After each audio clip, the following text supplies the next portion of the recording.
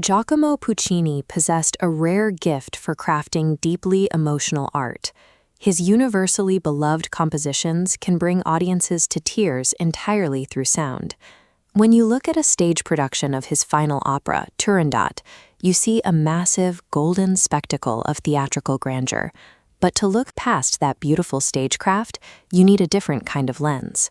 Burton D. Fisher's Turandot study guide and libretto provides exactly that. Readers of Fisher's guide experience a jarring disconnect. One modern reviewer noted that while the musical analysis is intriguing, the actual storyline is so off-putting that it makes my stomach churn. To understand that reaction, we have to strip away the theatrical illusion. We need to dissect the unfiltered text to see exactly how Puccini used genius music to mask a monstrous narrative. Fisher's guide opens by mapping out the principal characters. This sets the board, establishing a world driven by harsh, unbalanced power dynamics right from the start. From there, we move to the libretto, the raw, written text and lyrics of the opera.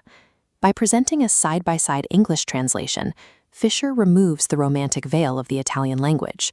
Stripped of its linguistic romance, the first act is a gruesome setup. The story opens with cold-blooded execution decrees and the immediate beheading of a failed suitor. Yet, as these delicate, handwritten musical notes from Puccini's score show, the composer wrote intricate, soaring melodies to cover up those bloody events. Fisher points this out directly in his music highlight examples. Puccini's orchestrations don't just accompany the action, they wash over it. While the text describes a life being taken, the music compels the audience to feel triumph or longing, effectively overriding our instinctive reaction to the cruelty on screen. Fisher's brief story synopsis lays out the lethal trap of the second act. The Princess Turandot challenges her suitors to answer 3 riddles. This flowchart maps the psychological trap. The game is rigged, funneling any failure toward a deadly outcome. In Act 3, this twisted logic breaks down.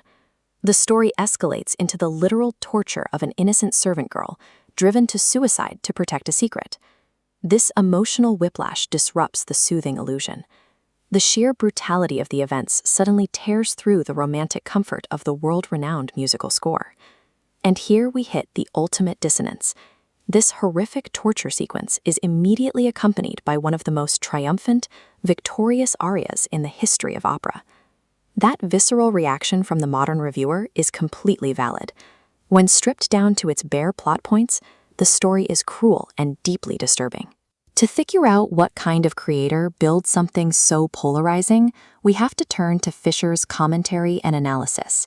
He connects the unsettling nature of the libretto to the historical context of Puccini's life. The composer's own complex history directly informs the darkness of the text. This graphic illustrates the cognitive dissonance required to consume historical art. Aesthetic beauty and narrative brutality sit uncomfortably on the same scales. Fisher's guide forces both into the same frame, stopping the melody from sweeping us away to hear what is actually said. Appreciating Turandot doesn't require us to ignore the horror at its core. Instead, it's acknowledging that a single piece of art can contain both a staggering display of human genius and an unapologetic portrait of human cruelty.